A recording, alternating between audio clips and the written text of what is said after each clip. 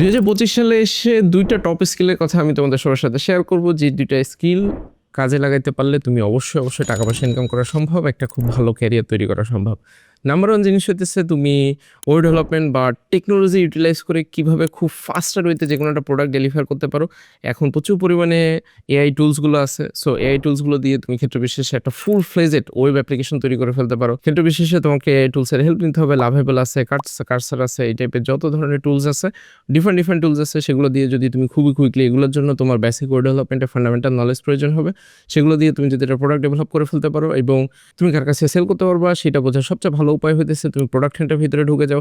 ওখানে দেখো যে কন্টিনিউয়াসলি নতুন প্রোডাক্ট তৈরি হচ্ছে, কারা এই ধরনের প্রোডাক্টটা তৈরি করতেছে, ওই ধরনের ফাউন্ডারদের সাথে লিঙ্কডিনে কথা বলার চেষ্টা করো এবং ক্ষেত্র বিশেষে তুমি তাদেরকে অফার করতে পারো যে ভাই আমি খুব কুইকলি এমভিপি তৈরি করতে পারি। এমভিপি কি সেটা নিয়ে বিস্তারিত তুমি ইউটিউবে সার্চ করলে পেয়ে যাবা।